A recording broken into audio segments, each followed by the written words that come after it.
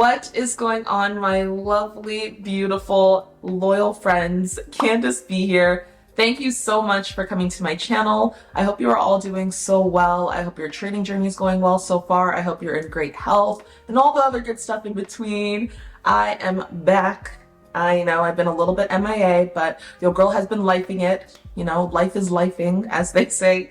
And I feel like, you know, we can all relate in some sort of aspect. Like, life is just a lot, you know, we're just trying to do our best. But I am back, and that's all that matters. Today, I thought to do a backtesting video, another backtesting video, because I feel like backtesting is so important. It's so very important.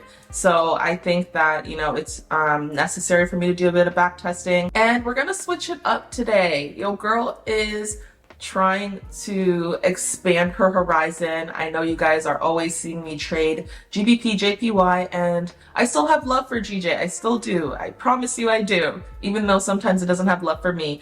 But I am going to be backtesting the NAS100, the NASDAQ. So that should be very exciting. I've been, you know, researching and looking into the NASDAQ for a little bit for these past couple of weeks, and I'm very intrigued. I like how it moves. I like how it, you know, flows. I like how it reacts to things and the liquidity of it. So let's do some backtesting with Forex Tester 5. I'll show you guys kind of what I'm trying to do, my, you know, goal for backtesting the NASDAQ, and we'll go from there. So that being said, let's get into this video.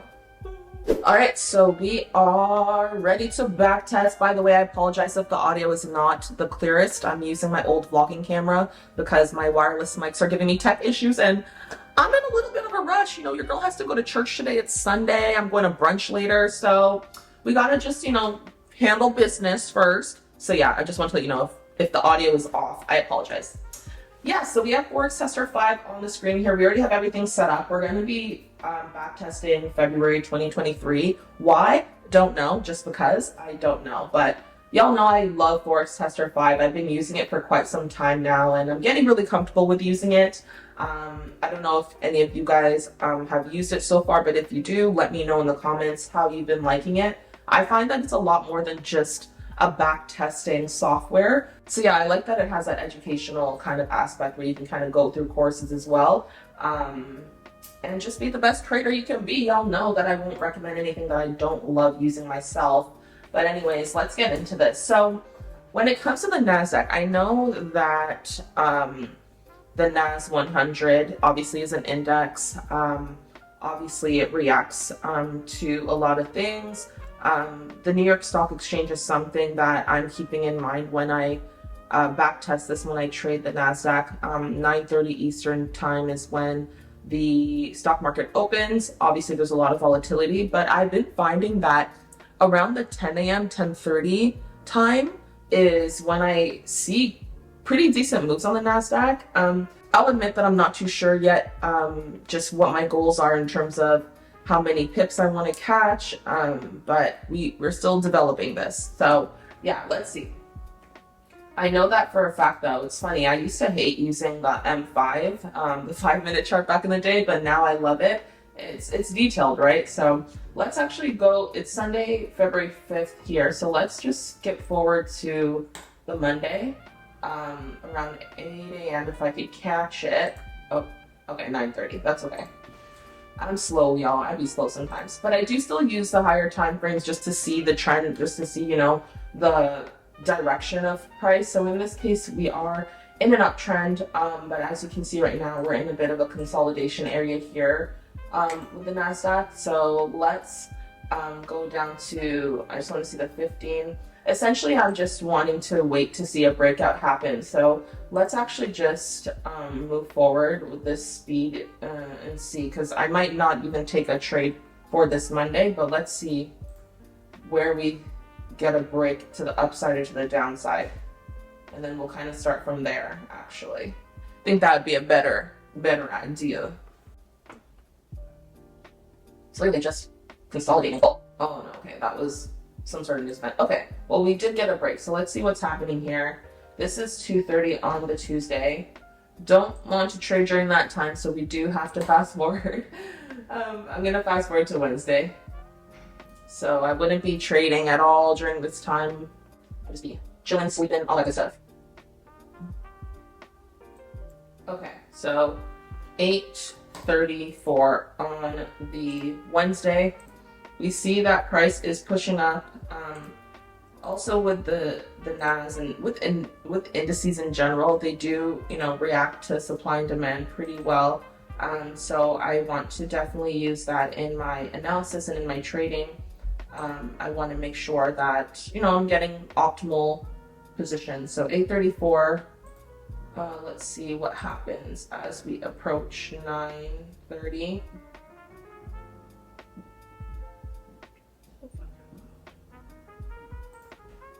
Okay, so this is 9:57 here. Let's go down to the M5. So when I go down to the M5, I see that we have this 1 hour supply that I mapped out. Price didn't really get to the top of it, but it did slightly come up to it and approach it, kind of acted as a magnet, and it kind of bounced off of it. Wait, no, magnets attract.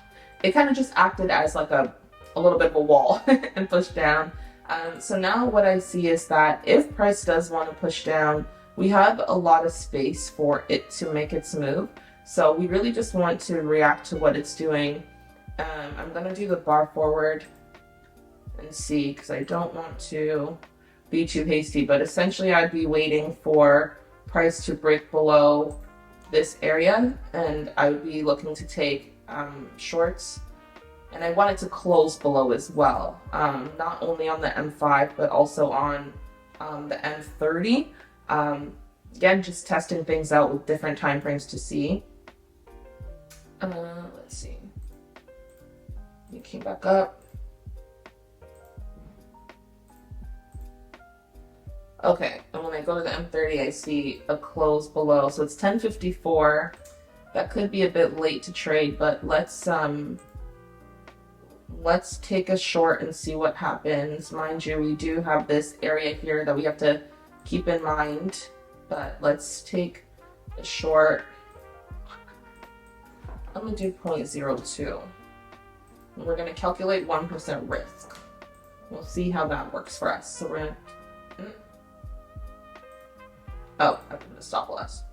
I would say the stop loss would make more sense to be just above this previous, I guess this previous lower high, and then see what happens from there. I always get nervous to backtest. I don't know why. It's literally the best thing to do. You should not be nervous. Ooh. So I should put also a take profit as well. I think that would be wise. I feel like a lot of people, myself included, underestimate take profits. Like, and I'm always so focused on stop losses, but it's important to know where to exit the market too. So I'd be aiming around this area here. Let's see if price will get to that area. I don't know if it will, but we'll see, honey. We will see. Cool, cool, cool. Oh, it's right there. Oh my gosh. Oh my gosh. What time is it? Okay, I'm just gonna take my profits here because that made me nervous. I didn't like the fact that it came so close to my stop loss, or sorry, to my take profit, and it wasn't able to make it at that point. I'm just gonna take what the market gives me because at that point it is 1:30, almost 1:30 in the afternoon. Why am I still trading? Let me just take my quick profit. So let's go to the account history and see. So this trade was about an hour and a half, I would say. And I want to just see the percentage that we just made on this $3,000 account. 3.5%.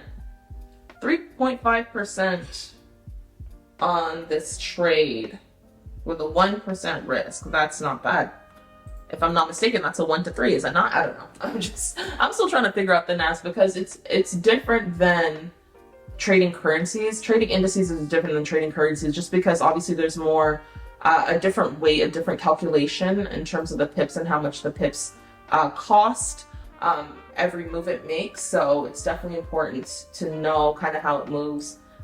in that aspect as well. But let's try another thing here. I'm glad that, we won that trade just based off of direction, because although price was moving up, it did, get to this supply area and push down from it. And then we essentially just filled this gap here. That was the goal in this case. We saw that bearish momentum to the downside, lower highs, lower lows on the lower time frame, and we just reacted to what the market was doing. So that's essentially the summary of why I took that trade. So let's move on to Thursday and see what Thursday has in store for us, y'all. This won't be a quick video. This will probably be my last attempt, my last trade, because I have a lot to still learn with the NASDAQ. This is not an educational video, guys. This is just me showing you what I'm doing, or what I've been doing so far. Okay, so now it's 8:59 on the Thursday, February the 9th.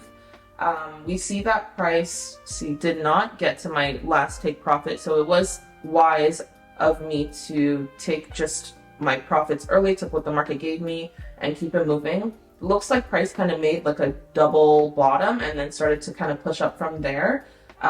This was all just like after hours, overnight, so nothing was happening. But now liquidity is back in play, and we see that price was attracted like a magnet to this this zone that I drew out on what was it, the 5-minute or the 15-minute? I drew it out on the lower time frame. So I want to see what's going to happen here, if it's going to still react to it as a supply zone of a supply, or if we're going to break above it and try to get back to that that 1 hour zone.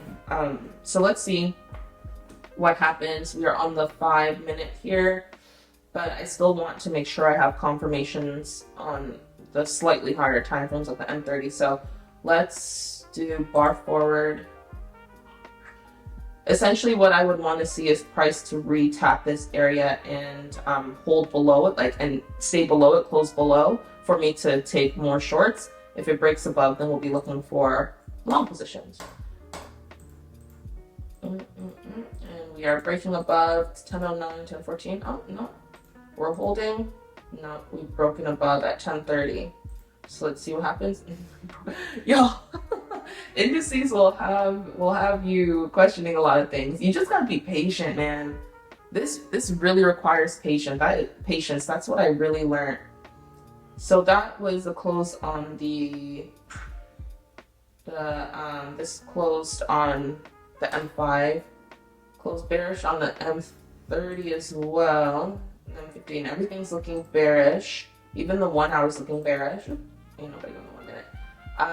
And we are rejecting this zone here. We did break below this last kind of this last low. I feel more comfortable if it broke below this low though. So let's draw that horizontal line. I'm just trying to be cautious, trying to be patient. Okay. Now that we broke below it, I will take a short, even though there may be some pullback, but we'll keep this stop loss above this area. We'll take that short position, and let me, while we're here, do my take profit, which would just be back in this area here. So this will be kind of like a 1-to-1, if I'm not mistaken. Let's see what happens. Could push right back up, do whatever it wants. Ugh.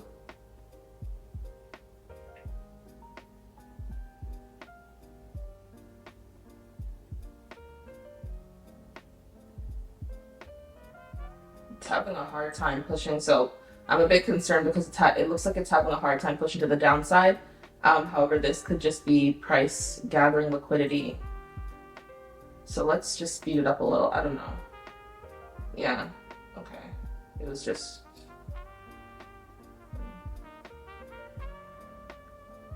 We're gonna hit take profit.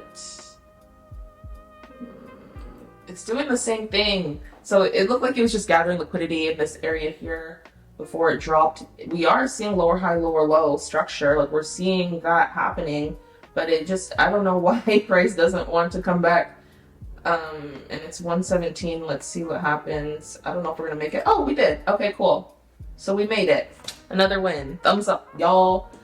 So this time our take profit was hit 10, 11, 12, 1, a little less than 3 hours later than when we entered. It was about a 1-to-1 risk reward if I'm not mistaken. Yeah, we got the W. So let's see. Overall, we made close to 7% gain just in these 2 trades. So that's the power of the NAS. That's the power of indices. You can see how much you could gain, but also there is the chance of, you know, losing a lot of money. So definitely important to have your risk set. Again, like I mentioned, I'm still trying to calculate things and figure things out on my side in terms of just what I'm willing to risk and what I would be looking for in terms of how much I want to gain. But this is a good start, backtesting. So y'all make sure you guys backtest, make sure you take the time to practice your strategy and, you know, use Forex Tester 5 if it helps you. But yeah, that's it. So I think we're gonna be backtesting the NASDAQ a lot more.